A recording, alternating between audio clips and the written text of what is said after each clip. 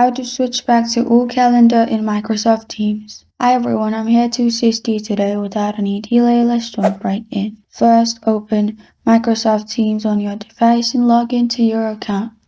After you're in the Microsoft Teams, click on the three dots at the top right corner of your screen. After you click on the three dots at the top right corner of your screen, here below Get the Mobile app, you will find New Calendar option with a button. You need to click on New Calendar option with a button and turn it off. Make sure the circle is on the left side.